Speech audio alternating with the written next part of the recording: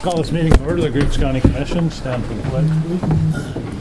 I pledge allegiance to the flag of the United States of America and to the republic for which it stands, one nation, under God, indivisible, with liberty and justice for all. Okay, roll call. John. Here. Dale. Here. Mark. Here. Sean. Here. Everybody's here. Are there any additions or corrections to the agenda as presented?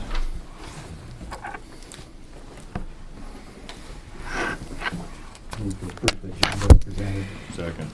Been moved by Dale, seconded by Sean to approve the agenda as presented. Is there any discussion? Any discussion? Any further discussion? Seeing none, we'll proceed to vote. All in favor, say aye. Aye. Opposed, same sign. Motion carries. Take a look at the minutes from the 21st.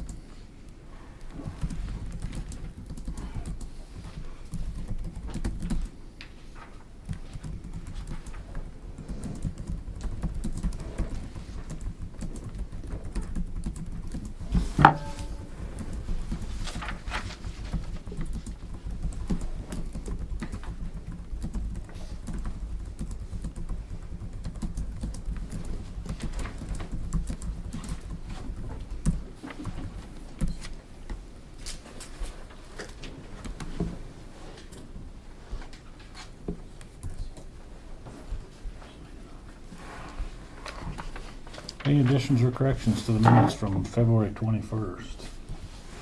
Move to approve the February 21st meeting minutes as presented, dispense with reading. It's been moved by Dale to approve the minutes from February 21st meeting and dispense with the reading. Is there a second? Second. Seconded by Sean. Is there any discussion? Any discussion? Any further discussion? Seeing none, we'll proceed to vote. All in favor, say aye. Aye. Opposed, same sign. Motion carries. Take a look at the bills. One thing I saw in the bills when I was here earlier, and I went and talked to Jamie, is that regional corrections bill. There is room and board for two individuals from Wisconsin that wherever they came from, they were asking us to keep them here. So Jamie recommended that we take $3,360 off of that bill, and he's going to call down there and see if they'll pay that instead of the Griggs County, because they're gone. They got extradited. Yeah, that was kidnapping and Yeah, her child got taken away from her, and her brother kidnapped it and brought it back, and they landed in Griggs County for some reason. We have two add-ons, one for Me Bulbs for $633.91, and North Dakota Association of Counties for $141.75. Okay.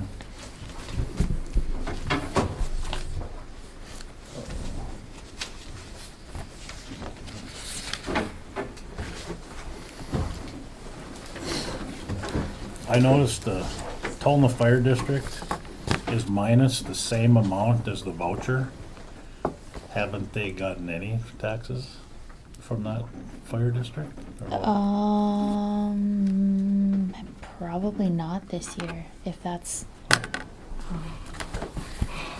we could do, I don't know, not very much of our county is in that district, I wouldn't think. yeah. Okay. There's a chair. This is fine. Don't fall asleep and start snoring. Might need a crane to get him up.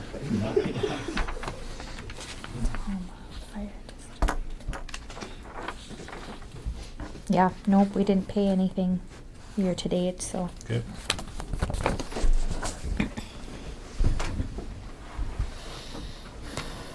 Anything else in the bills?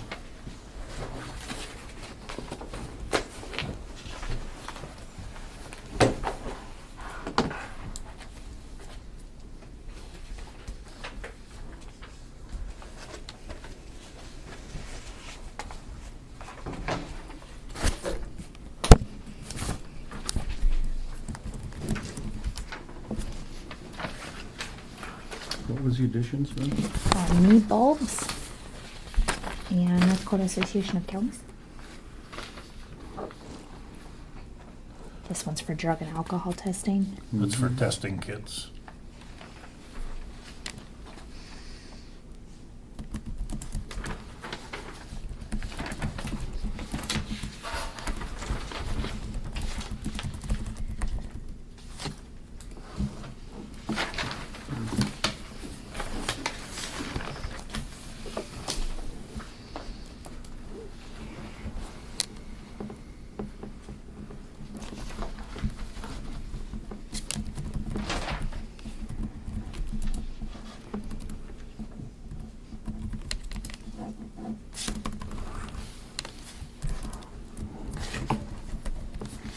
I'll move to approve the bills as presented with the addition of the Meatballs bill and the Association of Counties And the reduction of Stutzman County Corrections by 3,300, correct? 60.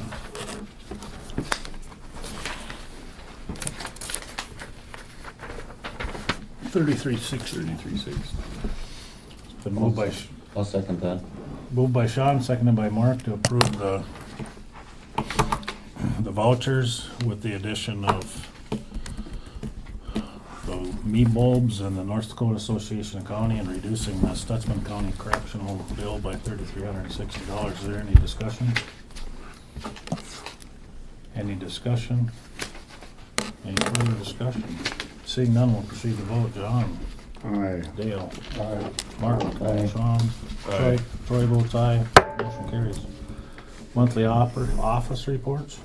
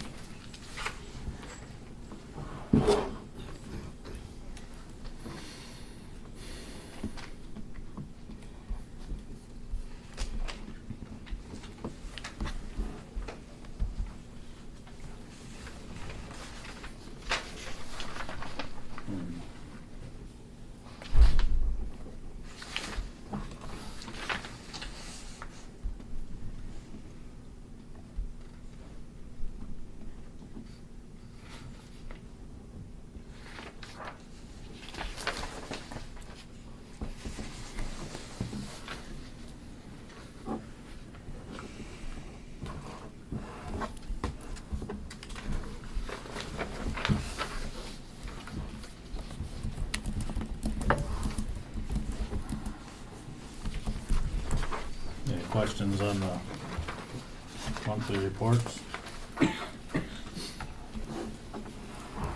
Just a comment on that water board. Minutes. Tom said they did receive that 504 permit for TB04 finally, so looks like that project is gonna move forward at long last. Did they say when they're gonna get the bid packet together on it? I think next week. I can't remember for sure, Tom, or John.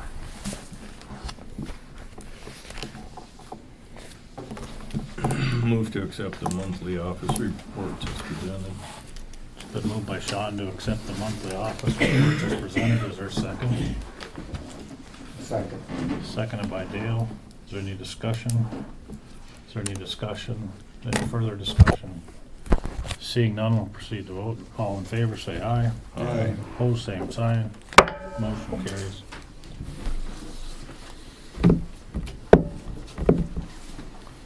Okay, there was nothing in here for NDSU, so I presume somebody's got something for us? Want me? I'm not sure. Okay. I'm Rita Yasatis. I am the extension agent actually in Cass County, and I'm assistant interim district director. And I also have with me Dr. Charlie Stettenbach. He's the Ag and Natural Program leader and the assistant director of extension. And so we're here today to tell you that we're fully committed in extension to support the county-based extension programs. And with the funding that was received last year to increase the funding back into the county programs, we are fully committed to staffing Griggs County at a 1.0 full-time equivalent A&R agent. And we are frustrated that the position's been open for a year and we're ready to move forward. And we did a focus group here in February with a number of citizens. And their desire as well is to move forward with a 1.0 full-time A&R position with 4-H responsibilities. And so I will like to share the results of you with the focus groups. So here is a summary of the compiled results from the focus groups. They were held in Brentford, Hannaford, and in Cooperstown. As you'll see by the report, there was a nice geographic, diverse group of individuals that participated in these 4 different focus groups that were led by 2 specialists from NDSU Extension. The report is broken down into, first of all, have you used Extension in the past by the 3 program areas? The Ag and Natural Resource Program area, the Family and Community Wellness Program area, and the 4-H program area. Following that, we asked them what they would like to see in the future in Griggs County in the same 3 program areas. In Ag and Natural Resources, Family, Community Wellness, and 4-H. And what are the needs in the county overall? And the results of all this, and you can read it, I'm not going to read it to you, is that they are very concerned and would need the Ag and Natural Program agent as well as the 4-H with the 4-H responsibilities. So that was the results of the focus group that we held in the county. And like I said, we are fully committed to move forward with a 1.0 full-time equivalent Ag and Natural Resource agent with 4-H responsibilities. How many openings are there yet in the county? State. In Or the the state. state, probably Roughly about 5 A&R positions across the state out of 53 counties.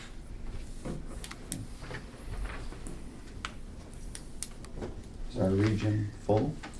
we currently have the Nelson County A&R position that's open and advertised and closes on April 1st. And in the Family Community Wellness area, we have the combined full-time equivalent with the Nelson Steele County open. And we have it has closed. We're in the interview process in Trail County for the A&R position. And the 4-H agent in Walsh County Oh, as sure. well. The 4-H agent in Walsh County is also closed and in the interview process.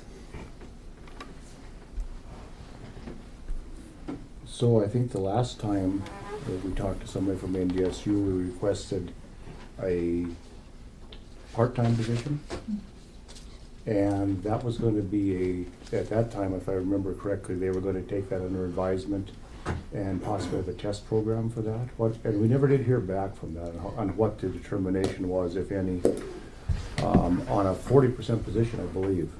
Okay, I believe that was a proposal at one point. It has been taken back to leadership. And leadership wants to do the format that's the same format throughout all 52 counties in Griggs County as a 1.0 full-time equivalent A&R position with 4-H responsibilities. So there's no longer a 70% position available either? Right? So it's Correct. take it or leave it. That's correct. Pretty bold move, considering on your focus groups you had 37 individuals out of 2,000 attended. That's actually a pretty good percentage for our focus groups, because focus groups are actually small, diverse populations to voice opinion. So percentage-wise for focus groups, that was actually a good. It was open to the public? Yeah. Mhm.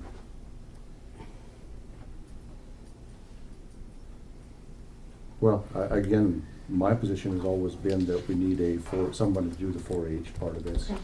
I think as far as the crop consulting and the other duties or options that can be offered are nice, but I don't think they're essential.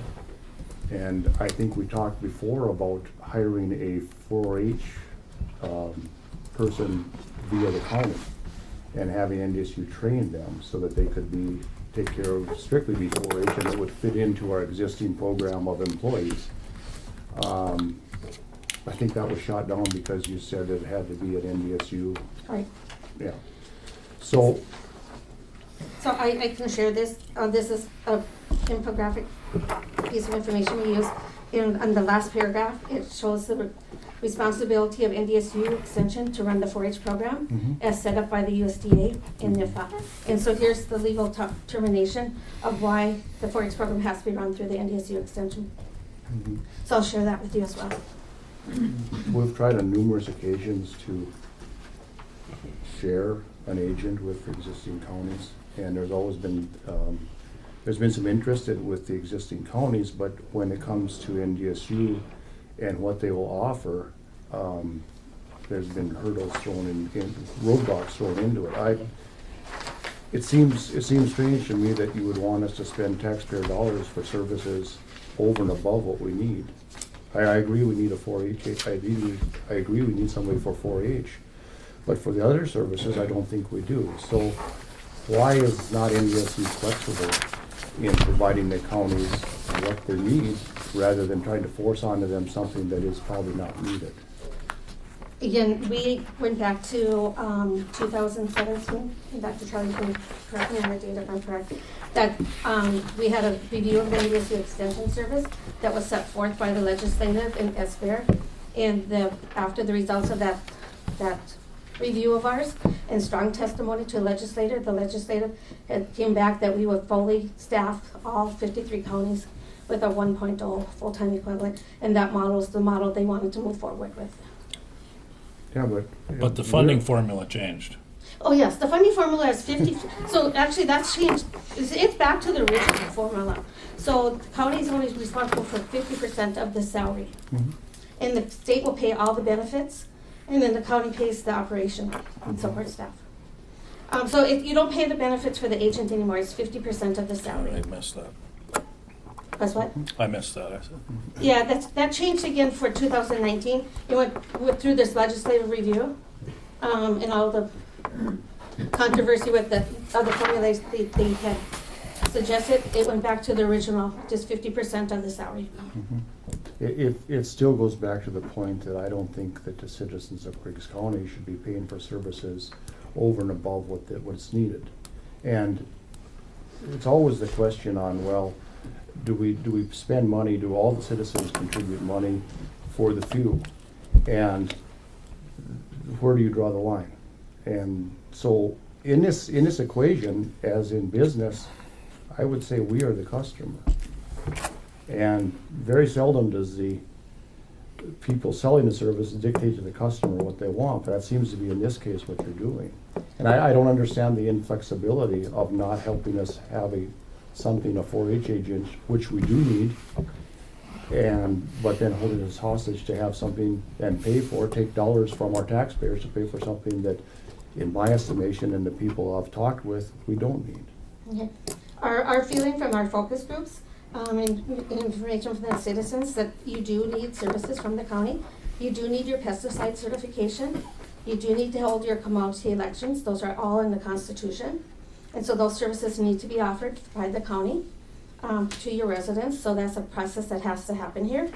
And that if you look at the results, they use the office for a lot of things from extension. And we're just doing the ag and natural resource agent.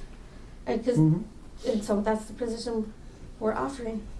Well, it sounds like you're holding it hostage to me. You're holding us hostage to services that you have designated only you can provide. I don't think that's correct. So I need a clarification there that we're dictating, because we're not dictating. That's the standard policy across 53 counties that the state legislature has said this is the model that we want. They put $800,000 into that effort to make sure that we went back to the previous funding model. And as for whether your citizens have expressed their interest or need for all the extension, I think you need to query your citizens. I agree. I think we should put it on the ballot. 37 random citizens shouldn't make the decision for a county. I think it should go on the ballot.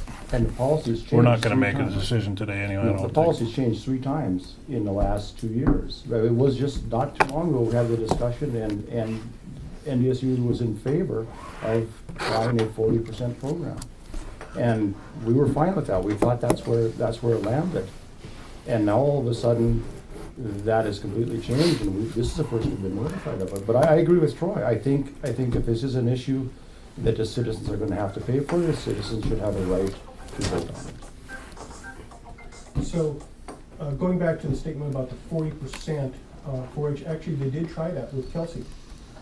That was a trial there. Oh, we knew that was part-time going in. We knew that was a one-time deal. Yes, and the feedback that we received was that was not a workable situation. From who? Excuse me? From who? Not from us. From the person who's filling that position. Right. So, and this is a relationship between India Sioux Extension and the county, and it's been a long relationship since 1914. Probably should change now. Been 100 and some years. Uh, The world's changed a little since then. It certainly has. Mhm. However, you're the one outlier of 53 counties. Good for us. Good for you. I think, we should- Nancy. again, I think the decision is, we have an election coming up, we can put it on the ballot, and we can let the people that are ultimately gonna pay for this decide. That's what I want to do. I Me agree too. with that, but I'd also like to add, I'm more than happy to see my tax dollars go to this program. Absolutely. I think it's beneficial to upbringing of more productive citizens and helping in the young people, helping them come back to be more productive and helping the people that are already grown up and established. I am more than happy. My kids are out of 4-H now, but I think it still benefits after they're out of 4-H and We're not trying to get rid of 4-H. 4-H Sue. is We're never trying been- to, It we're isn't trying to just the keep 4-H. it. We are an egg-based community. I know. And the Extension Service has supported that as long as I can remember being And they a ought little to. kid. And I agree with Troy, I think it should go on the ballot. So, And we tried to just have 4-H, and NDSU was balking at that now. I don't think that can work because having someone part-time, you can't expect someone to move here, uproot and move here and have a part-time job. We didn't want that. We wanted to hire someone within the county and be trained by NDSU to administer the 4-H program, and that was balked at. But again, we live in a democratic republic. Right. Let's put this on the ballot and let's let the people decide what they want, because Right. we're just here to administer the Right. wishes of the people. And what better way to find out than to put it on the ballot? Yep. okay. Nancy, you got a question? Are you still able to put it on the ballot? Is it too late? I don't know. April 6th. But you have to publish I need, any measures on your ballot. yep, So- any measures need to be to my office by April 6th. Okay. Just for instance, the city has to certify someone for pesticide spraying now, and yeah, we'll have to send them out of town to Right. do that because we don't have a county agent here any Right. longer.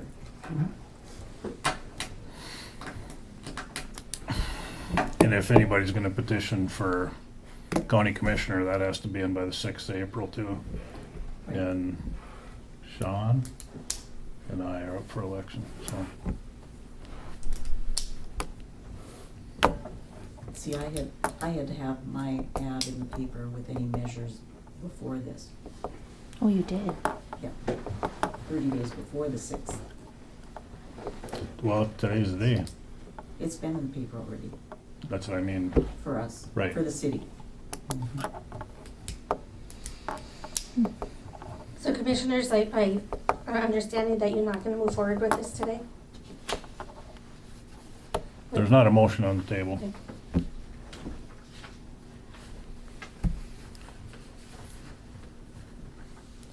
I'm gonna go back to Charlie. I recommend that we didn't move forward today, but I'm not the king, I'm just the chairman. I'll make a motion, we table this until next meeting. Do we need to, do we have constraints with time? For getting it on the ballot, I mean? Do we need to have a ballot, a motion to put it on the ballot today? April 6th. April 6th. So you guys Okay. have next meeting. You Okay. guys can do that. Commissioners, hearing what I hear, we will be suspending the 4-H program in Griggs County for this year. Because that program has to be run by the NDSU Extension Service. So, just so that you're aware of that the 4-H program will be suspended in Griggs County. Thanks a million. Yeah. So this is all about leverage then. We just said that we want the citizens to decide what's gonna be done, and when we give the citizens that option, then you tell the citizens they don't have a chance to decide, we're going to leverage them. The That's- citizens may decide, Huh? the citizens may decide, but at this point, we have to suspend the program until a decision is made. That's fine. And we'll You don't make all- have to. We'll You're make going all to. this public. Yeah. That's called retribution. And I don't think that has any part in this. This is again, a question on whether or not the services are valuable enough to the citizens that they give us permission to spend their tax dollars. And if you don't give that time to play out, you're not really, you're not really playing you're not really playing fair with the citizens. You're trying to support a bureaucracy. Let's see if they want it supported. Thank you. Thank you. Okay. So there's a motion on the table. John moved that we table this till the next meeting. Is there any discussion? Can I ask a question? You sure can, Jerry. So does that mean that for this summer, there's really no 4-H program going on at all? Apparently. So what's decided today is that the only people who really are hurt are the kids, right? That's not our decision. Well, it is, kind of. Oh, no, it's not. We got them, we did it last year. Why? We've been operating up to the assumption up till today, up till this minute, that we had a request in for a 40% agent, and we've never received anything that said that wasn't still in place, other than till right today. So if you're gonna come and spring something like this on us, what was the point of not informing us beforehand so that we had a time to make a decision? We were under the assumption, and if you go look back in the meeting minutes, nothing's been said since then. We were waiting for you to respond, that we had a 40% position, and you people were gonna set up a trial program and inform us on how that was going. And now today you come and say, it's either this, full-time, or nothing. And when we don't even make a decision, you say, well, I guess it's nothing.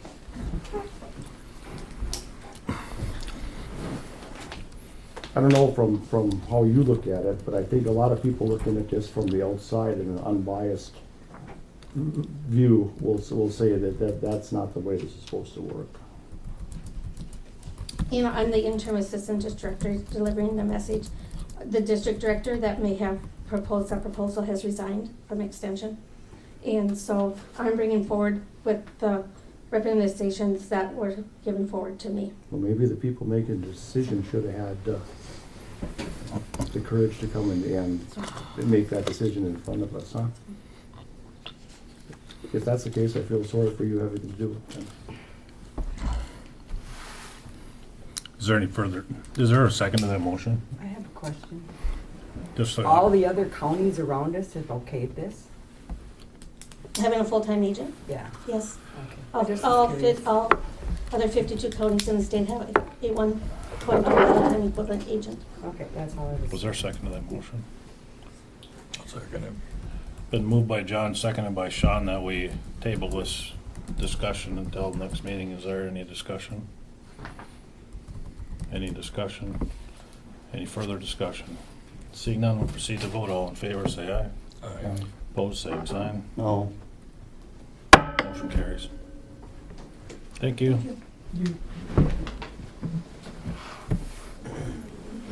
That was 30.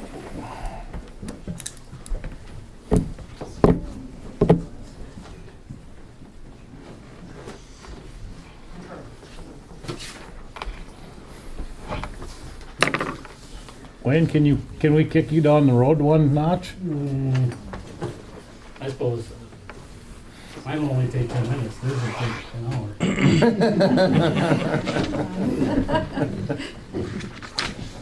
I was informed of a conflict of schedule before the meeting, and I thought, well, Okay. I relinquish my time. Nikki? You've been watching too much C-SPAN. I think everybody knows I'm Nikki Johnson. I'm the administrator of the hospital and nursing home. We came to you back in 2018 with requests to get the letter of support signed for our upcoming still potential building project.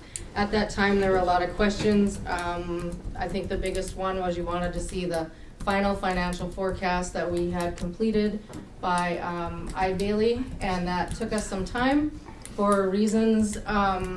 Following the meeting, we had some community meetings, we heard concerns, we heard the questions about the budget, the number was high and those kind of things, and working with I-Bailey, we did decide that we needed to downsize the project a little bit. So we did that by approximately $2 million, cutting out some of the areas that we felt we could get by without, that would not affect the services that we're trying to provide. So we presented you with that report, and I'm sure there probably are some questions to follow up on that. I did bring some individuals along that maybe will be able to help answer some of your questions. We have a couple gentlemen here from our fundraising group. I don't know if you want introductions or if you just want to meet them if you have questions. Pace Fundraising over here. I do have our entire maintenance crew here with us today because I know there's questions on the current state of the facility, what's been done to improve it, those kind of things. We also have Renetta Starr here from the USDA if you have specific questions about the funding and the backing of that. We are here asking for your letter of support, which is a part of the USDA application. We would like to be able to turn that in with our application. By no means you signing this letter saying the project is going to happen or not. It's just saying that you support that we move forward with it. I brought a copy of that along if you don't have one in front of you. Basically, it states that the above-named public entity certifies the project facility will provide needed services and will have no adverse impact on other community facilities providing similar services. In addition, the proposed project is not inconsistent with development plans in the county, city, or jurisdictional area where the project is located. So that's basically the point of the signatures on this letter. So I think we made the point before that we believe the continuation of healthcare services in this community beyond a period of 5 to 10 years would be very difficult, or nearly impossible trying to function out of our current building. Just lots and lots of things going on there, and so I just kind of want to open it up to questions that you may have, if you want to direct them to myself or our fundraising group. Be glad to answer any questions that you may have. And I do have a copy of that financial forecast if anybody needs one yet. Yeah, 68 pages, that's the one.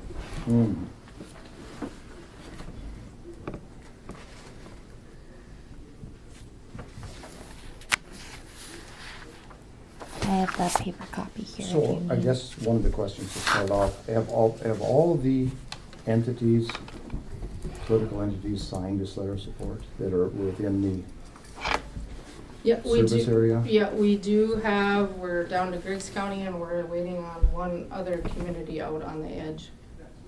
What's one's at? Hope, we're waiting on. Okay. Binford? Yeah, no, this is the last one that we have to get. As far as I'm correct, that was in our reminder list. You want me to look at the file and see if Bedford is in there?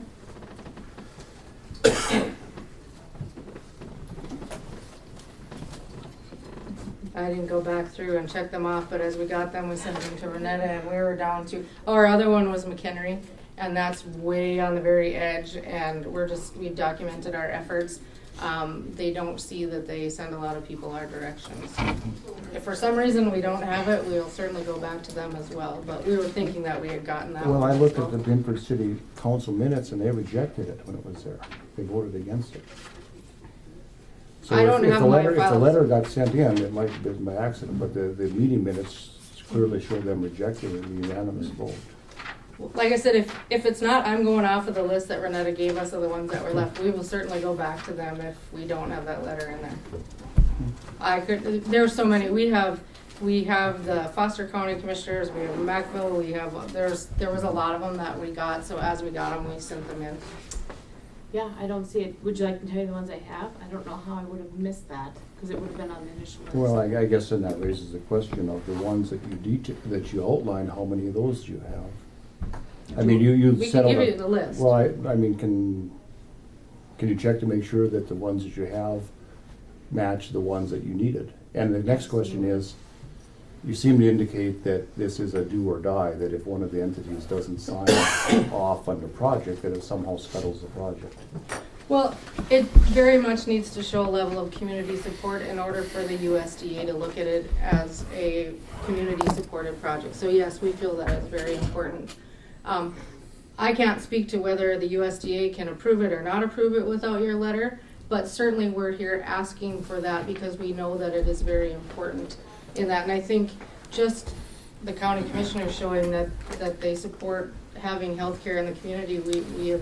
We had our community meetings, we explained the need for the CT scanner, we have talked about the current building, we brought our maintenance guys along to help explain if we don't choose to exit the building ourselves, somebody's gonna walk in and tell us that it's time that you go because of the current shape of it. We can't fix that it wasn't kept up over the years, and we're faced with the outcome of what do we do. And the funding to fix the problems that we have is very difficult to get, and as well as we can't afford to lose the business of trying to shut down certain sections of the facility in order to try and do upgrades to the current facility. We So- show across the state of North Dakota, we're the oldest facility across the entire state, and we have that, been given to that many times. It's in our audit report and everything, the age of our building is. It's lived beyond its years with the amount of upkeep that it had over that time. So back to the original question on the significance of, certificate of significance community support. Is this is from you or this is from? This is USDA? actually taken, yeah. you can It's speak from to it. USDA. Yeah. Okay, so here, then it says that section 3811 requires evidence of significant community support in the form of certification of support for each facility, project and facility from any affected local government body. So is that saying then, or is that a translation of the code, or is it saying that without that support, this project can't go forward? Well, I think it's similar like to our environmental reports. You know, things are required, and no, you can't be in a wetland, and no, you can't do this or that, but depending on the situation, things can be mitigated. But I will tell you, it is very, very important for this project to have the support of Griggs County, because that's where the project is located, right here. We try not to be involved in projects that are extremely controversial. That's not really something we want to do.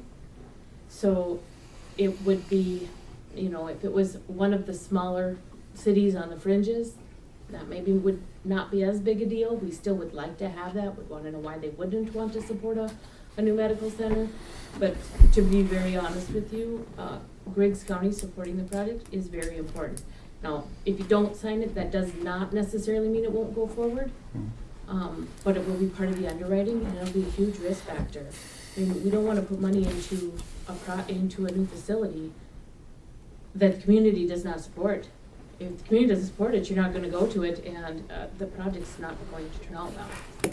So it is important to us that you sign it, So and that the community is behind it. All the communities that you. I'm glad you said that. So how do we determine community support? Shouldn't we do that with some kind of actual vote of the community members? Wouldn't that be the best way to determine community support rather than trying to have the five of us determine what's best for 2,000 people, when ultimately that should be their choice? I don't want to speak for anybody on that regard. There's no monetary dollar amounts that the county has to put towards it by signing this form. So I don't honestly know what has to go to a vote or what hasn't. I mean, that's not a money thing for the county. I guess that's been my issue too. It's like, so five guys are making a decision for the whole county, and we don't know if the majority of the county But it's is in not support of it or not. I guess We've, I can we've see had that, but this I, five-man deal. but I mean, have you're a not bad ending financially before, supporting and- it. Right. You're not- It would be hard to pull because it's not just Griggs County. The service area that they've drawn out, you know, is tremendously overstated in my opinion, but it is what it is. Does USDA scrutinize these projection numbers at all? So your minimum pro forma is 4 years on a 40-year loan? Well, that's what we require for projections, is 5 years of projections, yeah. Wow. On a project that's to be paid for over 40 years. Well, I will tell you, when, especially medical, that is the standard, yes, Okay. it is. Okay. Okay. For a medical facility, it would probably be difficult to go further than that, because a lot of things change with legislation affecting Medicare, Medicaid, different types of payments. How many projects do you have out in the state or in the country? That would be a good question. I do not know the answer to that. I can name a few for you. A few that probably are, well, not our biggest, but the biggest close to here would be the Jamestown Regional Medical Center. That was financed very similar to what this one would be. Majority of it being a direct USDA loan and a smaller portion being a guaranteed loan. Then some of the ones that I myself have done, medically related, some of them might be nursing homes, would be Napoleon. Not all new constructions, either remodels and or additions and or could be new construction. Richardson was a brand new construction out there. Walhalla Nursing Home was a huge remodel and big addition. We're currently working on the Grafton Hospital. That one, I guess I don't know off the top of my head the square footage addition, but it's probably at least doubling square footage of the Grafton Hospital. Have any of these defaulted on their loans? No. Another big whopper is the Williston Hospital. That one's a huge one. No, as far as this program is under USDA Rural Development, and it's the Community Facilities Program. And our delinquency rate in North Dakota is 0. Nationwide, we're under a 2% delinquency for the Community Facility Program. What posture does USDA take if, in fact, one of these facilities can't cash flow?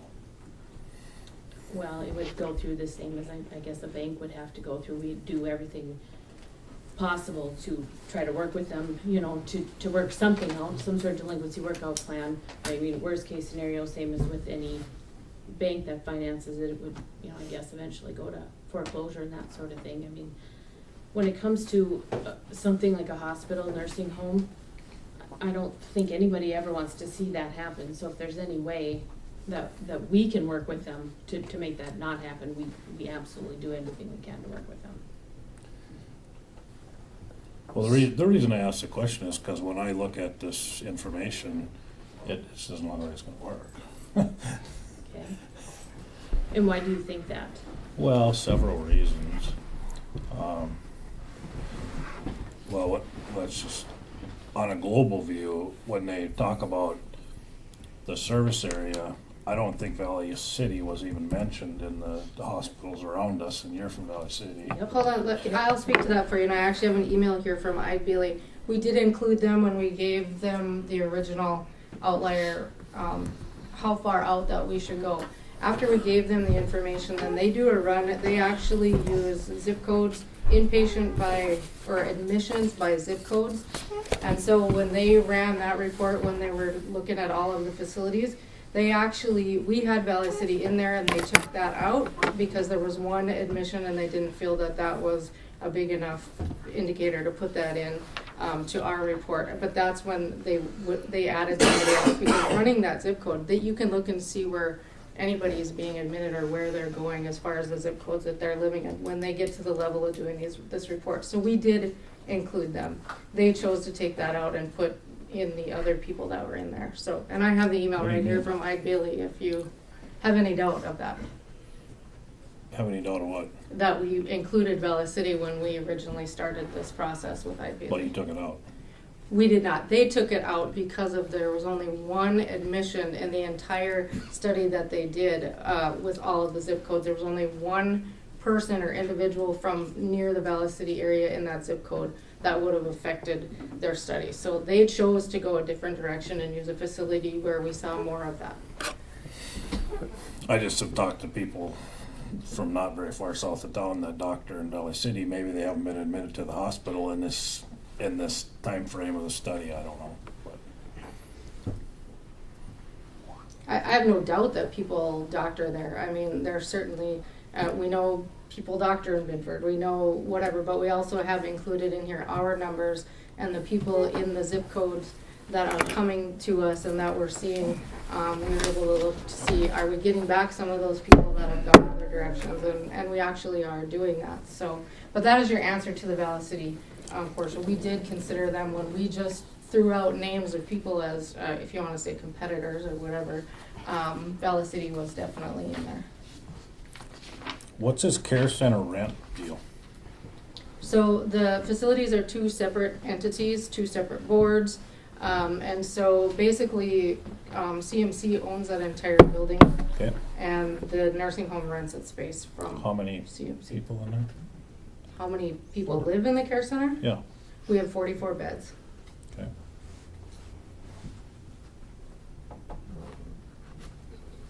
So is there someone here today to answer some financial questions? We do have Barbara's here, our CFO. Okay. And Mark Martins had planned to be here just with his background. You guys all know Mark Martins is on our board. He's got a background with this stuff. He cannot be here today. So some real basic, what was the net profit for the last fiscal year?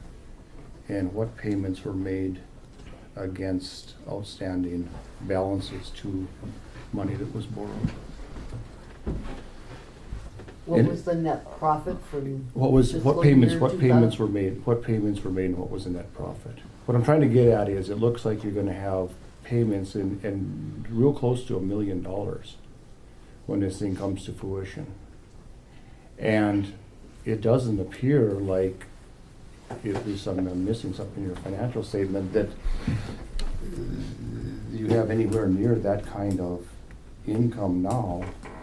And the projections to raise income look to me just to be raised, like in the care center, for instance, just to raise rent, basically. Is that correct? Is that how you're coming about your I mean, you are making this cash flow with projections, but So what's each gonna bring the money resident in? by 2024? No. The residents are not charged rent based on any of that. The rent is based on, there's a percentage that's used. I have to explain the depreciation process and what's considered an allowable cost, but because of depreciation, we get reimbursed better for, your property rates and such. And by the way, we're getting reimbursed like literally nothing right now from the state for our current long-term care facility because it's more than depreciated out.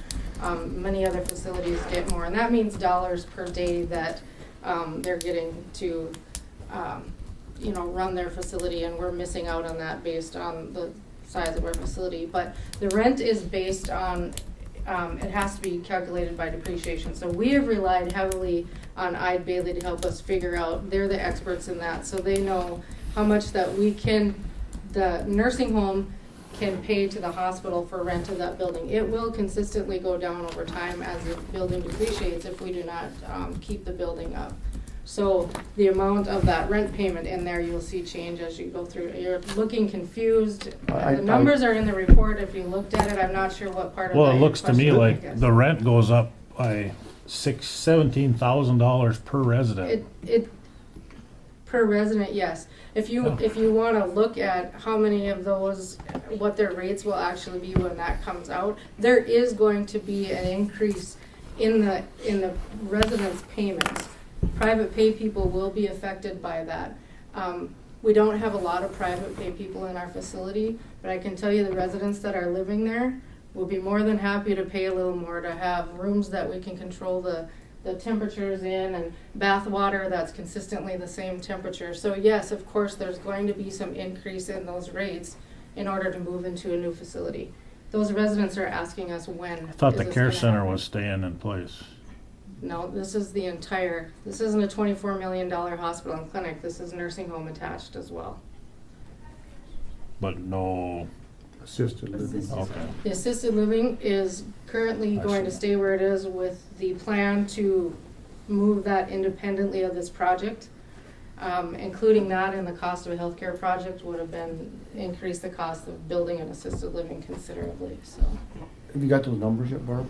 What the profit was for the last year and what the profit, and then your projected profit, I see that is Yeah, for, and I did not know you were gonna ask for last year, so I did not bring my audited financial statements for fiscal year 6/30/2019 with me. but I can isn't show it you. in this report?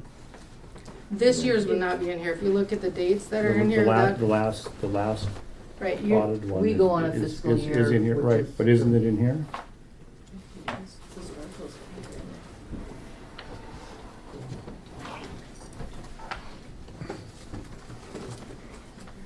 Isn't that the very end? actually, I think by the time we got through giving them the numbers and updating and everything because of the reduced budget, I think the last fiscal year actually is in there by the time they were able to complete the project. So, as far as profit, We had a 248,000 profit And for how fiscal much- year 2019. Right, and how much was paid towards that, out of that? What was the payment? If I look at this, I think the $2 million debt that you're going to collateralize and move forward into long-term debt started out to be, The bond that we currently have. started out for to the- be, it wasn't long-term debt, it was operating money, I believe. Is that correct? Because it doesn't show as it was against equity, it looks like it was against your cash flow. So I think what I'm saying is the dollar value, the $2 million that now you're going to collateralize and move into the cost of this project started out to be money for operating, correct? you know, I can't speak to what happened back when all that was going on. I do think that everybody is aware that things were refinanced, there were bonds taken out, and there was, out of desperation, things being done to keep that facility afloat, and they did what they could. In this situation has been looked at, including all of that, so that all previous debt is paid off, and that is included in the request with the USDA, which becomes with them. So operating not, I mean, I can't No, speak to. you're going where I wanted to go. So if you couldn't pay the operating costs of a facility that didn't have any debt against it, no capital debt against it, how can you incur debt that's going with interest and payments and interest and principal that's going to be $40 million over 40 years? What's going to bring in the added income in order to make this thing work? That's the question. And I don't know that I would speak to any added income that's coming in. I think it has more to do with the corrections that we made in our internal processes to actually bill people for the services they were getting and make sure that we're getting paid for the things that they were doing. When things changed 6 years ago, we found a lot of things that we weren't collecting on a lot of the services that were being provided. So I can't say that they wouldn't have been able to make their payments and do the things they should have if they'd have been billing correctly, those kind of things. I think we kind of explained to you guys before, there were a lot of things that we had to do to change the management of the facility around to make sure that it was running better. There were changes in staffing, there were changing our billing process. We had to bring in the electronic health record, which was done. We had to go back to the facility that gave that to us for a second time. There had already been a loan, in place. There was just a lot of things that we believe that we're doing better than were being done before, and we are showing that we're having positive bottom lines. We're seeing patients, we're taking care of people, we're getting good outcomes. We're going to struggle to continue to do that in the current building that we're in. There's just, hands down, there's no arguing that. And I think You didn't quantify those losses and where they came from, or you couldn't do that? when you're talking about from years back, yeah, a lot of it was in the clinic billing practices, where it was a lot of it. We ended up going after the facility that was doing the billing at the time. We know at You could, minimum but you it's, never got it quantified? I hear a $380,000 lot. was a number I can give you for 1 year, 2 years. 2 And years. we only went back 2 years. They'd been providing services for about 9. 9 years before we were there. The farthest back we could go was 2. That's a significant amount of money, and that's why our focus at that time was to correct those billing practices. Also within the building, we will get reimbursed better because that'll be, critical access hospital is reimbursed on cost plus 1%. So when we're being paid an interim payment. And then we do a cost report, which brings all our costs and everything into the picture, and then we get paid based on that reimbursement, and we most of the time get more money. The only way we would not get more money, we may have to pay back, and that would be based on our things that aren't reimbursable, that's not patient care. Currently, that's kind of what's happening right now, because we have such an old building, things are being fixed and it's not being reimbursed in the cost report. It's not considered patient care costs. I think that's something that, it's hard for me to understand that too, with the hospital and nursing home loans that I have been working with. I should also mention to you, this also has to go to our national office for approval. So there will be one more big here looking at it as well. But reimbursement for hospitals and nursing homes is very complex, and when you have a newer building, you get reimbursed at higher rates for the very same services. So if they get a newer building, they're going to get reimbursed more for the same services they're doing now, and that's a huge part of what's going to be in the new payment. And that's honestly why most other facilities in the state have started upgrading their buildings, realizing that they have that need to do that. So what did the hospital gross last year? Gross income on services? Gross? Yeah, I mean, if we're gonna be paid more, then we should be able to figure out the gross and then determine what it takes to make the payments, and are the increases gonna be adequate to cover that? And I can totally appreciate your questions on those matters. Those are the things that experts in long-term care and critical access hospital finance, that's why we engage the experts that put this report together for us. They're the ones that did the evaluations. It's much different than a business where you buy and sell something, and it's way different. So Can we clarify one thing on, you keep referring to this report? All this report did was I Bailey agreed that the numbers you gave them were put in the correct format in order to qualify for the USD loan.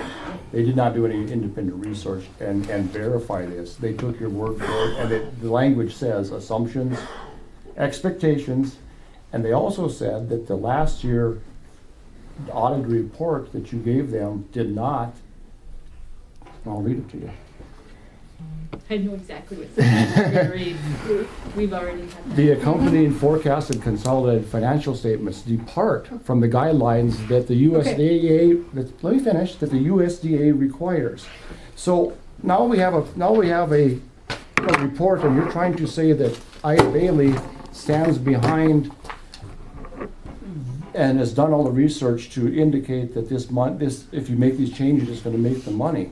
That's not what they're saying. They're saying that the information that you gave to Bailey can be put into the format that the USDA needs. They don't verify any of it, and in fact, they just claim it.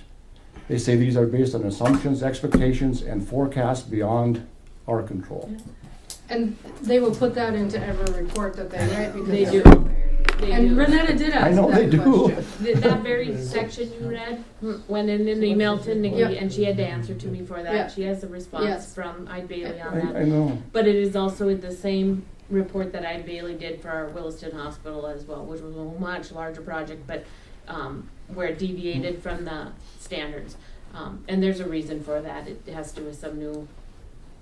Their I accounting have it in standards here. are changing, basically, so there's going to be some things that have to be done differently going forward, and so they make that statement based on that some of those new standards will affect that next thing. But as far as the volumes of the patients and the numbers, those are all tested. They get all of our actual financials. They get all of that information. It's not information that we gave them that could make anything look good. They very in detail. So that, if you put that good, so then you put this together, somebody in the hospital, how do we get to being able to make $1 million payments every year when we can't even make a basic payment the way the operation is run right now? How do we get $1 million? Well, how are you saying you're not able to make a payment?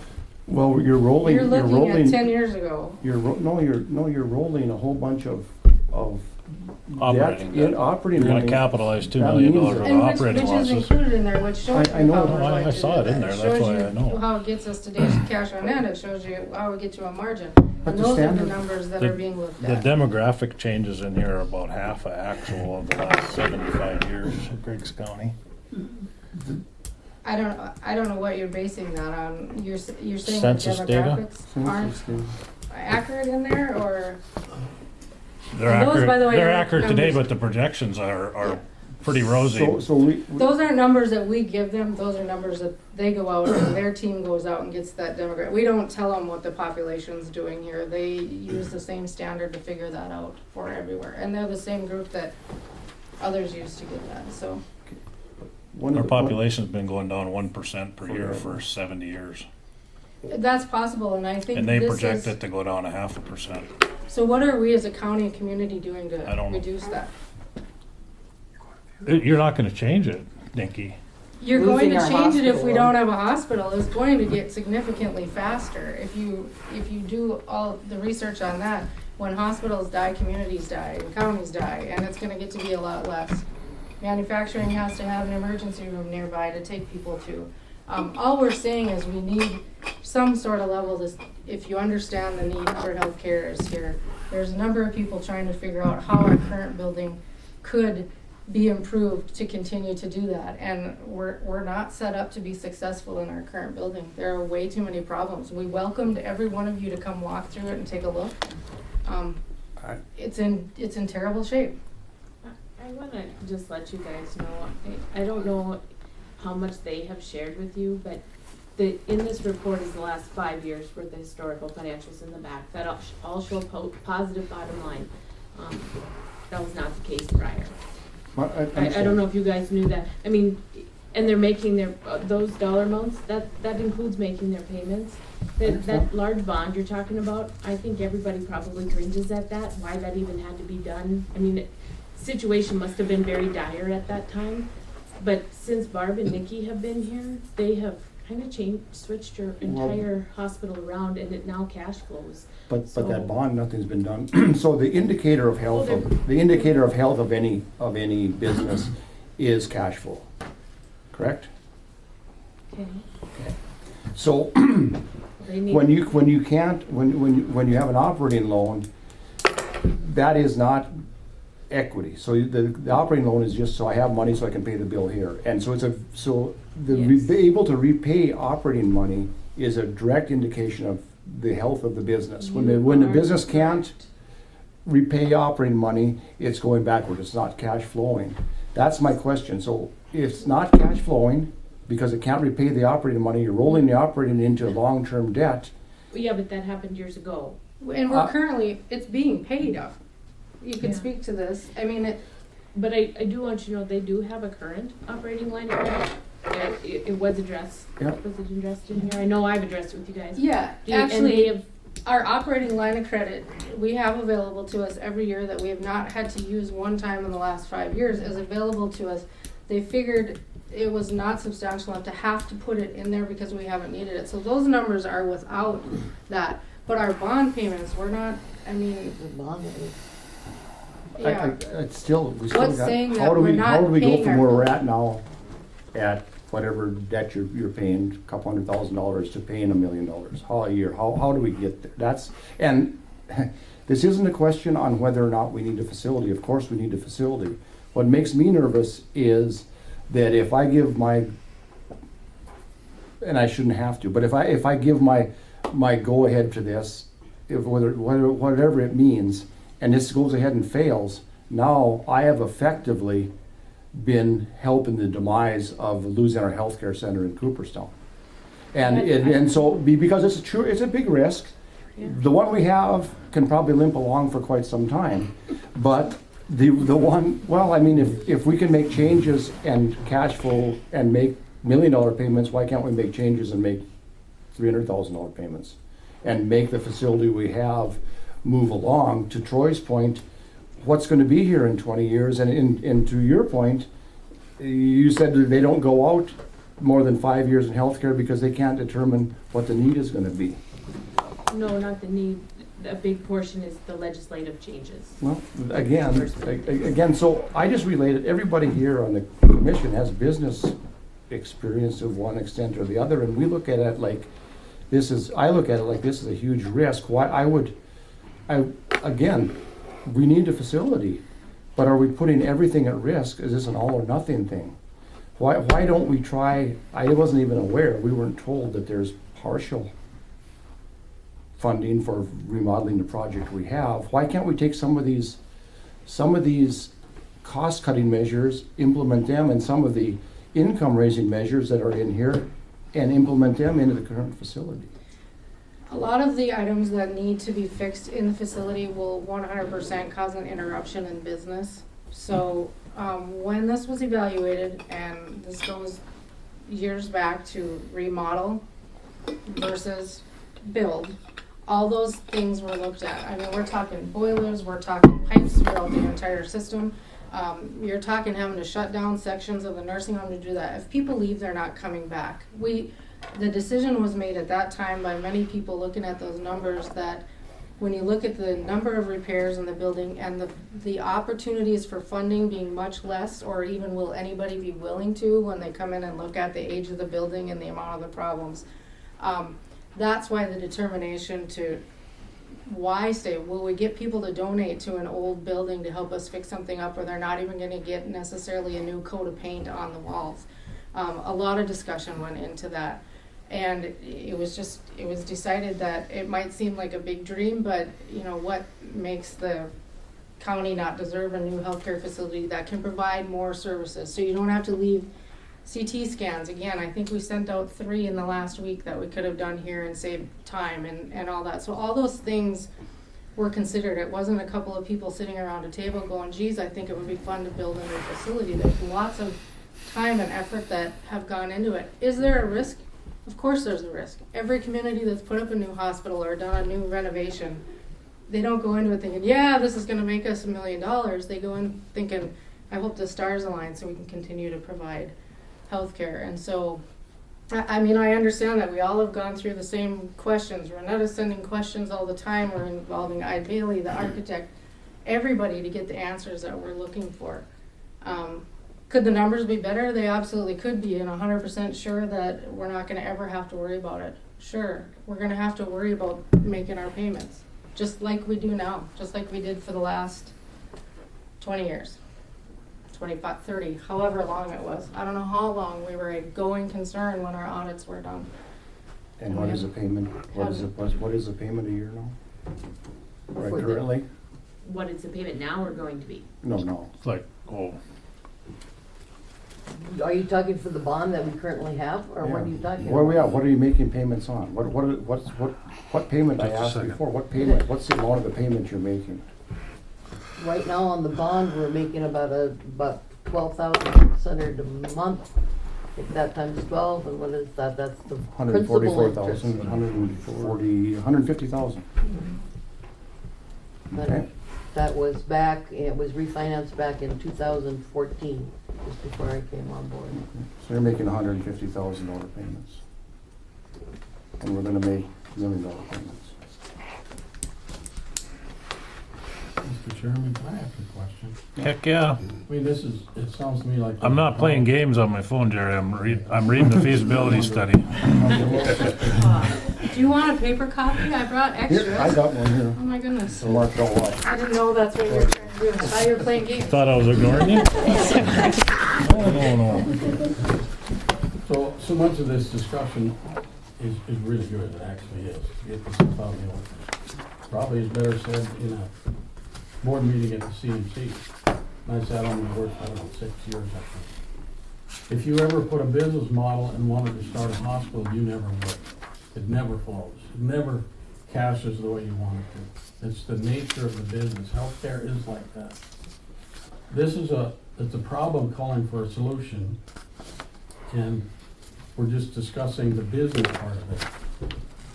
Do you want something that'll be there for a long time, or don't you? The demise of the CMC is gonna happen if you do nothing, is what it looks like to me. I mean, all you guys sit around here are good friends, so. It just looks to me like there isn't any other solution but this one. We can talk about cash flow all you want, but it's still, there's a problem that needs a solution, and there's only one of it that I see. Because, John, you're right, you might be able to bump along for a little while, but then eventually it doesn't work anymore, right? And then you wished you'd have done something. And the goal of everybody in here really is to leave behind something better than when we came into this community. And I think some of these things qualify for that. Certainly a medical center does.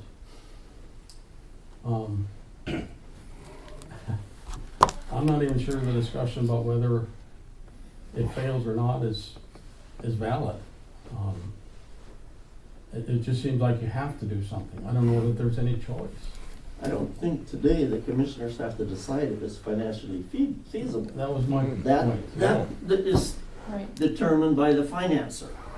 All she's asking for today is, do you like this idea? Should we pursue it? Period. A letter that says Yeah. we don't think it goes against the mission of our county and our what we want to do. The financing of it is not. So It kind of is tied to it though, Gene, because that letter of support says that that going ahead with this project will not adversely affect any other businesses in our community or something. I can't remember the exact language. But so my concern that if something happens and it doesn't make it, yeah, it's going to affect a lot of things.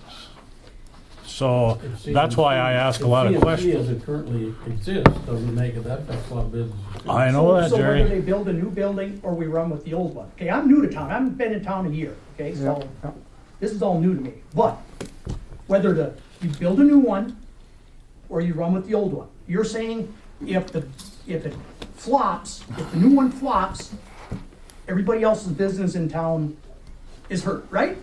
That's what you're saying? Well, I don't. Okay. Some of them will be anyway. If what's sitting there right now flops tomorrow, is it gonna hurt the businesses in town? Absolutely. That's why we're asking questions. That doesn't mean that the answer is to build a new one. No. That's why we say, okay, can we do something with the old one so that it lasts another 20 years or whatever? Right. I mean, those questions are still valid. I guess You've been here for a year, we've all been here for most of our lives. This hospital's been going broke in one form or another for the last 30 years.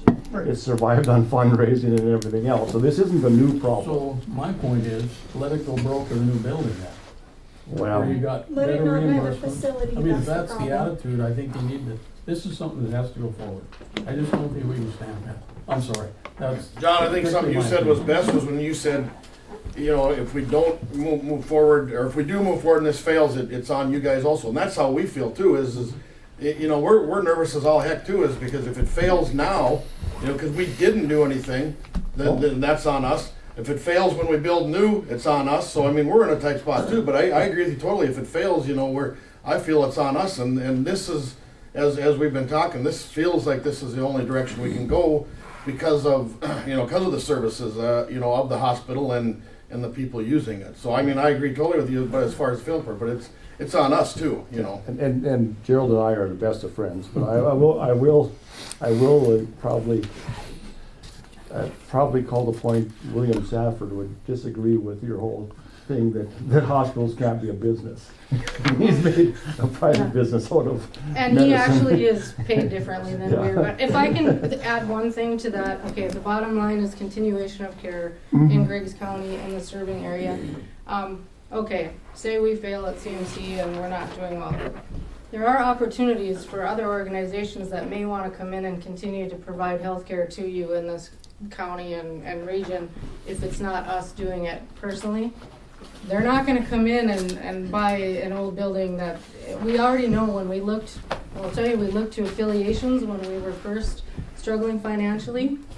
The members of the board that were on there at the time can speak to this. There wasn't a Altru, Sanford, you name it, willing, interested in coming in with the building the way it was. We didn't have an electronic health record. They wanted nothing to do with it.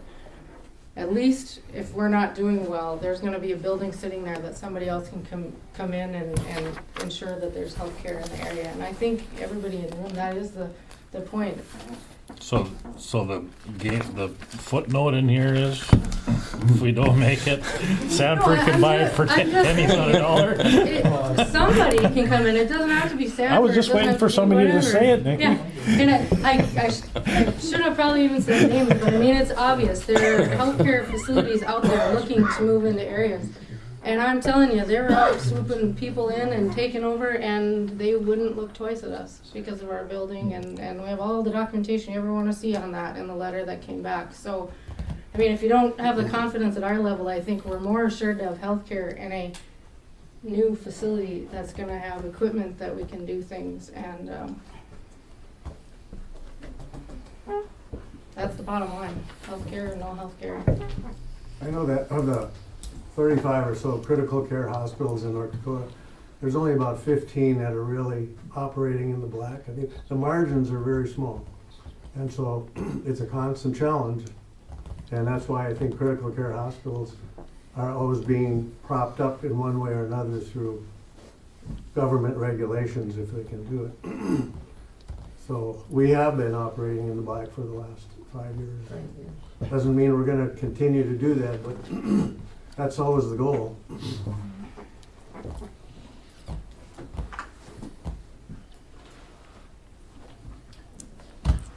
One thing I'd like to say about the old facility, new facility.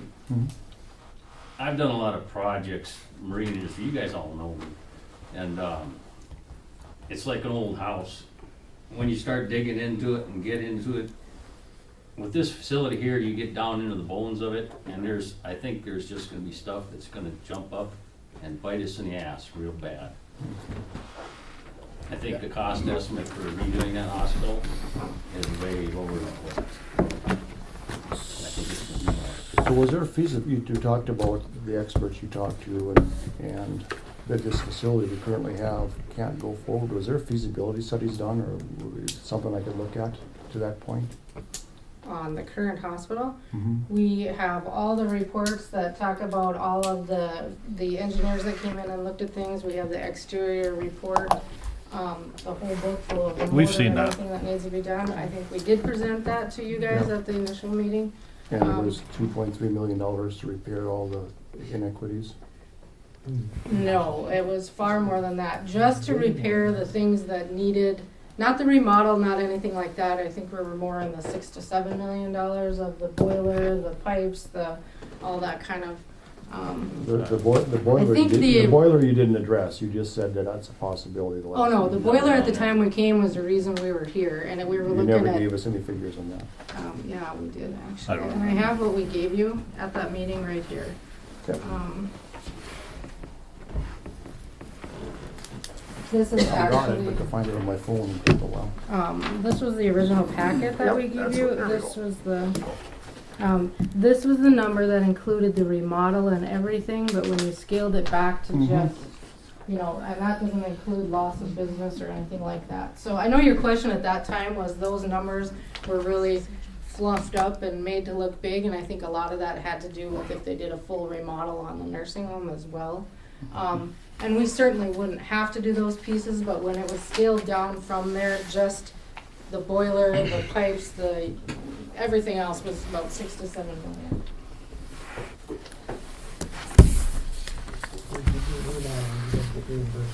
Right. And none of that, the repayment for remodel. Oh, it's based on the cost of the new facility. Okay. So you kind of know a little bit. Right. And the state sets an allowed maximum on your property rate, so whether you have a brand new building or you'll get paid a max amount no matter if you're a however many million or whatever. So they do have a cap on that, so it's not like you build bigger, you get more, and they let you just go out and keep increasing that at all. it's very highly regulated. There are so many more people looking at it than just those of us in the room, and it takes many years to learn that type of reimbursement.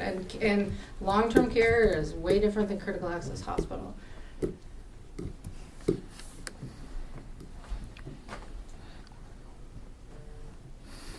We're not done yet, I Darren. stated my piece, I'm gonna go. Good luck, guys, just do the right thing, that's all I'm saying. Thanks, Jerry. Thank you.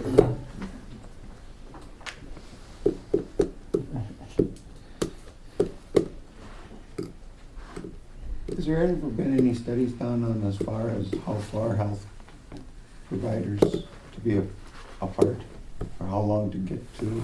Yes, there's a reg in that too. Well, there's a requirement on how far we must be from the next closest critical access hospital, Right. and you have to meet that in order to get that designation. That's why Jamestown Regional So does town. Medical Center's out of town. Yep. That's the line. And we were also informed today, part of the reason that they're out on town, our fundraising gentleman helped with that project, was the accessibility and visibility, and which has been a huge success in that project, is being out there where everybody can I see thought they were them. struggling mightily financially. Not as far as I'm aware. And I go to a lot of meetings where they're at the same meetings, and they're doing well. Even adding services. I mean, they've recently added cancer treatment and those kind of things. They have doing well. orthopedic surgery. Yeah. All of our grandkids were born there. Yeah, they do, and it's a great place. You know, I had to be there yesterday for one of my kids to have a procedure, and I'd love for her to have been able to have it in Cooperstown, but she couldn't do it because we can't provide it right now.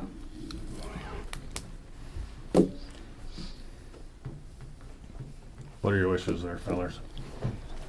I make a motion we sign the letter of support. Been moved by Dale that we sign the letter of support. Is there a second to the motion? Second. Very good. Tie goes to the loud guy, Sean. Is there any discussion? Yeah, Any? there is. Go ahead. So, You've been discussing right along here now. I'll have to justify my vote. The above named public entity certifies a project facility will meet services and will have no adverse effect on other communities' facilities providing similar services. I represent Binford. Binford has a clinic staff 3 days a week. They send those patients to Northwood. The reason the Binford City Council voted against this was because it would adversely affect Binford Good. in their estimation. Yeah. So, I am, if you believe in my job as a county commissioner, I am bound by my allegiance to the people I represent to vote no on this. I wanted to justify it, but I philosophically believe that this isn't the right thing to do also from a fiscal standpoint. But the reason for the no vote, I would have went along with the rest of the commission, but is the people I represent aren't in agreement with this. Okay. Is there any further discussion? Any further discussion? Seeing none, we'll proceed to vote. All in favor, say aye. Aye. Opposed, same sign. Aye. Motion carries. Thank you, guys. Been fun. You guys don't want to stick around? It's like church, you can't get up here. Did Mari really tell you that I had to get there? She's funny. That is funny. 'Cause She told me I had to get you there by if you can't 3:30. make it happen, this is my priority, but I have to take a picture for this campaign on Monday, so I gotta. Do you Want to find that? You have it? That's the right one, right? Correct?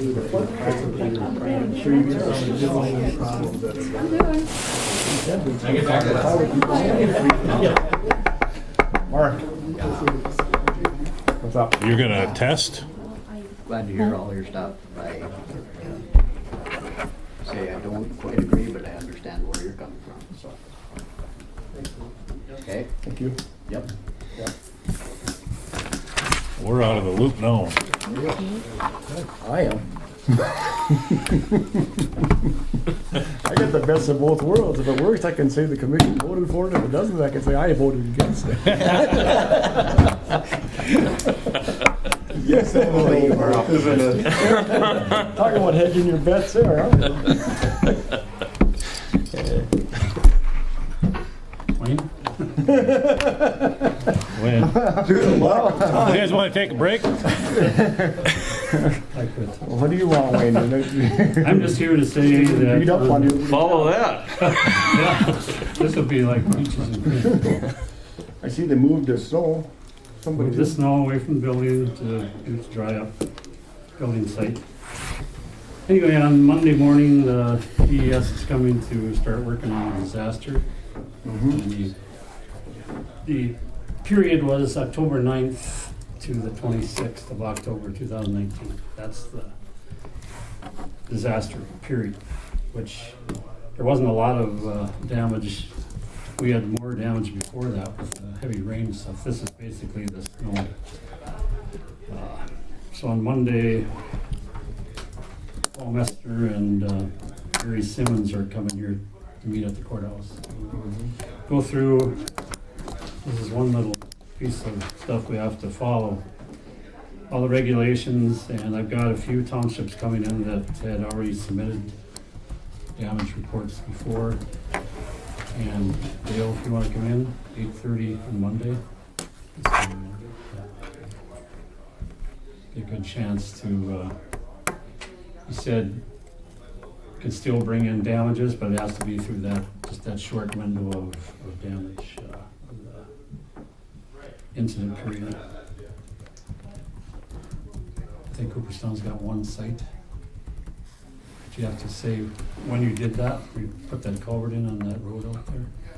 I think it was before that, so it didn't qualify. There's a lot of stuff that didn't qualify, but we have to play the rules and regulations. And it's also just set up in case this can get a lot of damage or the water running, over the roads and stuff. So then we'll be set up. If this is October 19th, that's gonna be a qualifying event. Yep. Okay, we got lots of documentation in our township then. But you need measurements, because a lot of people didn't take any measurements. They just said, take so many loads of gravel or whatever. They didn't say how many cubic yards is in a load, different things like that. But if you have that, a map, you'd like a flat map with the sites on, and they want the GPS readings from the beginning and the end of the disaster spot. And that's all stuff that we'll talk about. And I tried to get them to wait till the 19th. That's, I think, when the township meeting is going to be with township, all the townships. But they had a schedule they got to try to keep going. So the townships all have to have their stuff in Monday, or how long a time frame do they have to compile that? well, yeah, if you could get it in Monday, that'd be great. But you don't have to, because they said they're not going to be able to write up stuff and get stuff fixed now anyway. But they want to document what we got and get us started in the right way, so that when the real disaster comes, they would just subtract that distance that you already submitted from what happens to the new stuff. So they wouldn't just fix stuff again. But, so that's, I know Tom is coming, Tom Dahl, and a few other ones. Lenore Township had quite a few sites. So that's basically that. And then I've got Finley Engineering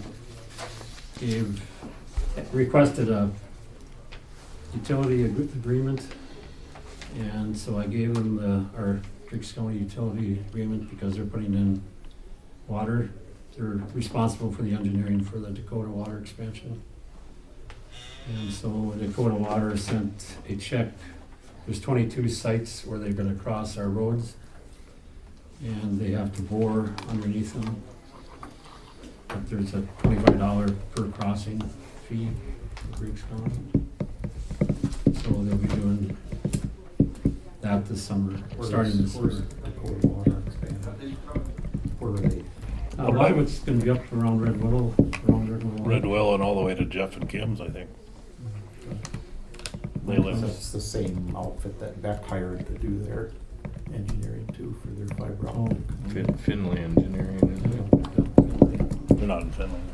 Wayne, when you get that agreement back, I'd like to take a look at it because the one that they did in Nelson County wasn't exactly clear that they were gonna be boring on their road crossings, so we sent it back to them.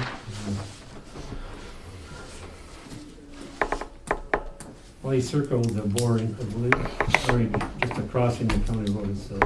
But then, in our utility permit, it says $25 boring fee. It also says that any crossing any county road has to be bored.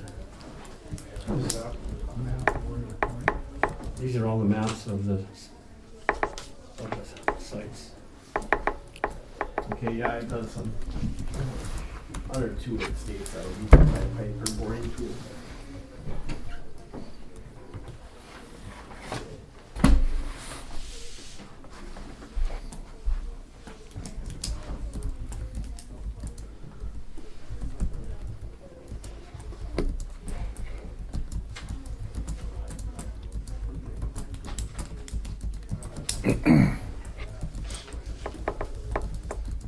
There's 22 crossings.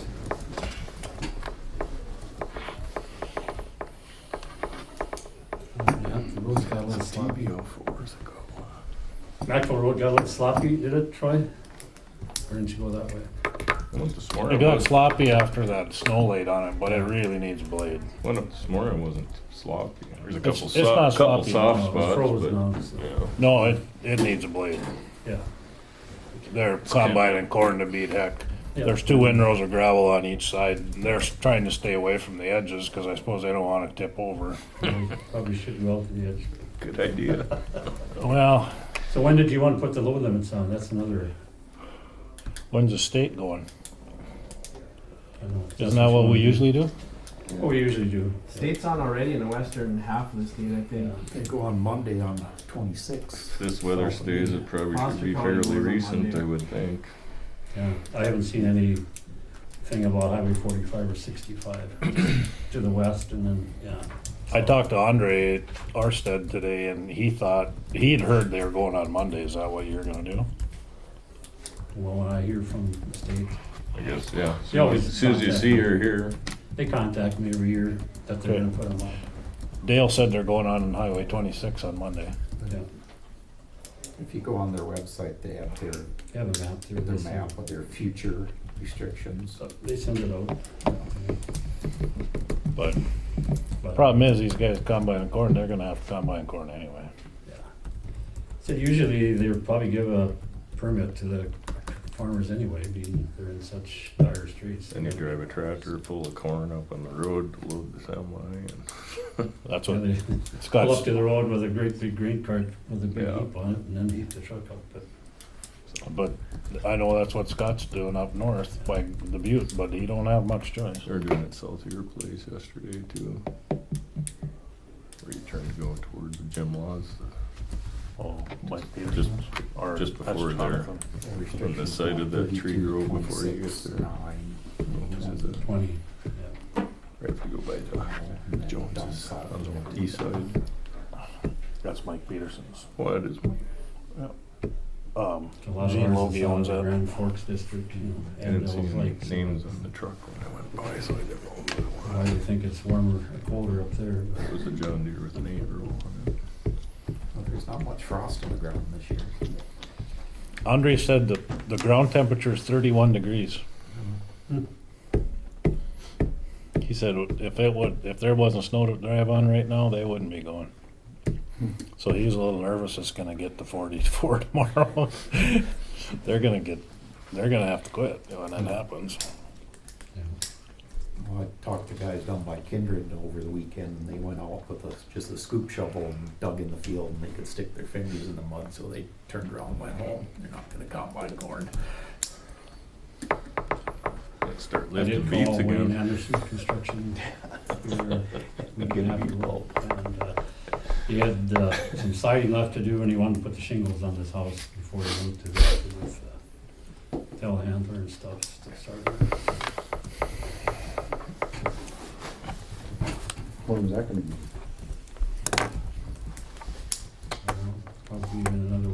say. He said he wanted like 50 degrees in order to shingle, so I better be out there tomorrow.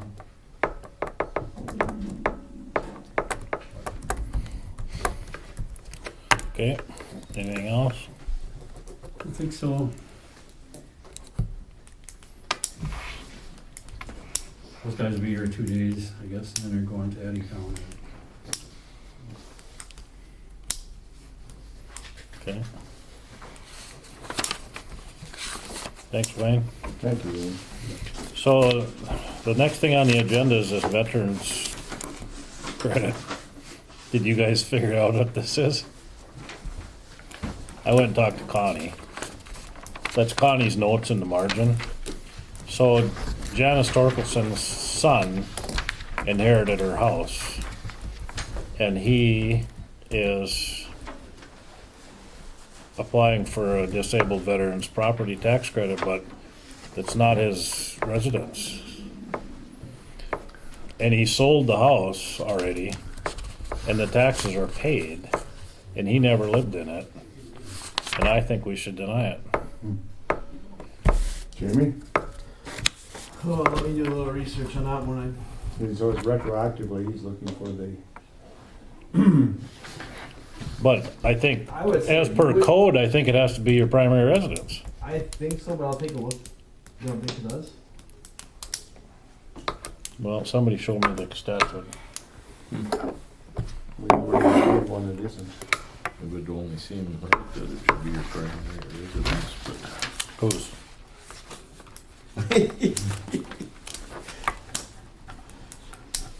Only a couple minutes to.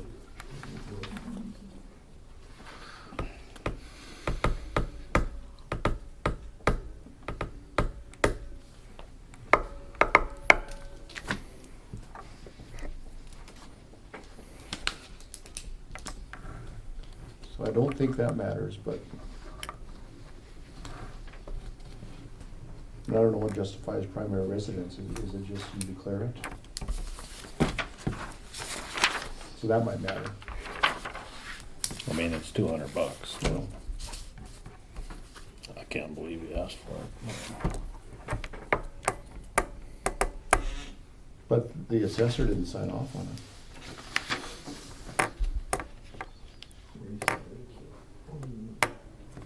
The assessor asked us to approve them. Hmm. I thought the city approved these, no, not the veterans ones. Connie was saying that even you guys don't usually see these. I don't recall seeing a veteran. Yeah. It's under 471801. I think Troy's right. A homestead exemption is the homestead of an individual, whether married or unmarried, residing in the state, consists of the land upon which claimant resides and a dwelling house on that land in which the homestead claimant resides. This is a veteran's credit. Right. But under the application must fall. No, veterans and homestead are different. Right, but it's still, the homestead is still the homestead, whether it's under veterans or not. If you read the application, it,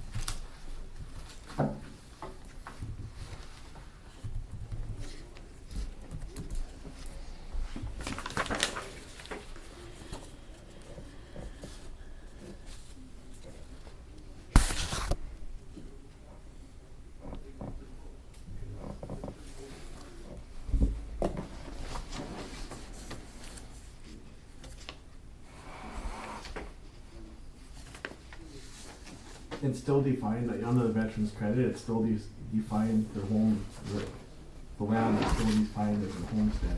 Okay. And under 471801, it has to be the land and the home that they reside in. Okay.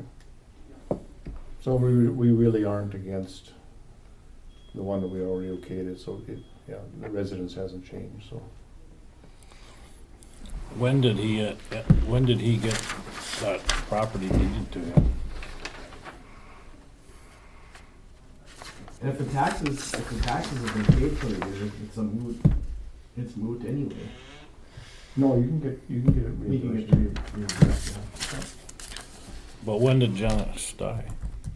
Last fall, Last fall. 9/26/19. So really, he's only eligible for the, Or that's when it was filed. The credit was filed. the credit may apply for credit for the portion of the year during which the veteran owns the homestead. So when did it sell? Well, he's just applying for it for 2019 anyway, so it's only 3 months. 2020 doesn't. That's what I mean. It's a nothing. But under 47/1801, it's still Still gotta be your primary it's not residence, as right? it states the homestead of any individual, which that is a homestead exemption, but the homestead is defined as the homestead of any individual, whether married or unmarried, residing in the state, consists of the land upon which the claimant resides and the dwelling house on that land in which the homestead claimant resides. Did he provide proof of disability too? He filed it after February 1st too, so. Right. Well, it would have had to been filed by February 1st of last year. No, you can file it and go back 3-4 years, I believe. No, it states it must be, the application must be filed with the county auditor by February 1st of the first year which the credit is claimed.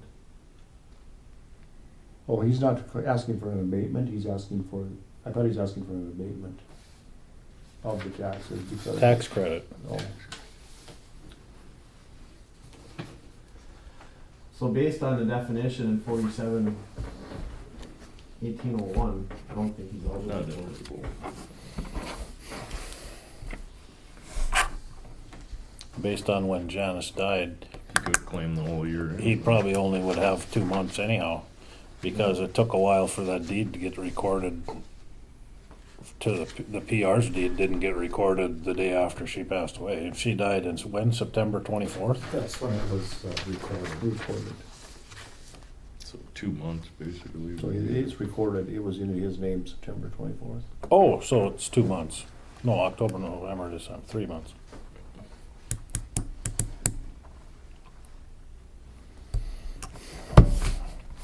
Well, if he didn't live there, it doesn't matter anyway. I don't think so. What's your recommendation then? I think you have to deny it. I don't know if you deny these, you just don't act on them, do you? Or what? I'm not sure. You don't grant it, yeah, you don't deny it, you just, no one makes the motion. Pharaoh's supposed to sign that too. She's No. the city assessor. Mm-hmm. See, that's the start of it, it's supposed to be approved or disapproved by the assessor of tax equalization. Assessor or director of tax equalization, so we can't even act on this because it's not completed correctly yet. Pharaoh needs to see it. Right. Yeah, She needs to sign it. approve it or disapprove it, and then it comes to us. And we've never acted outside of that approval or disapproval. We've always just Yeah, rubber we've stamped never it. interpreted anything. Right. Yeah, there's a box for the assessor to check at the bottom, either approve or Application approved or disapprove. disapproved, so let's just It's incomplete. tell them that the application is incomplete. Usually you guys don't see these. I know. accidentally brought Ron's to I know, you guys. but that's what we need.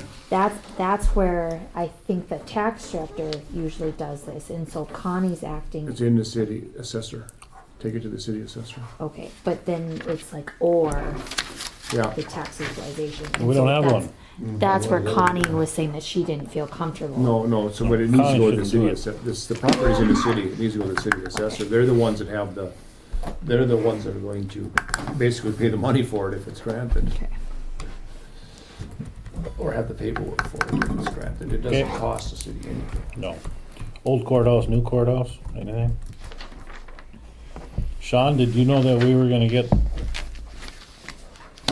hijacked today? By NDSU? No. No. Wow. Future business? Future business, I have NDSU Extension Service. We do need to talk about election measures. If you guys would like anything on the ballot, I do need to know that soon. We want that on the ballot. Okay. And then, if we could talk about the county property auction sale. We got enough excess property to have an auction sale? Well, if you guys want us to go forward with that, then I can talk to the rest of the Did you give us a list already? Yeah. departments. I was gonna say, get a list of what you have Got it. and if it isn't worth an auction, maybe we just things out on bids or something. Okay.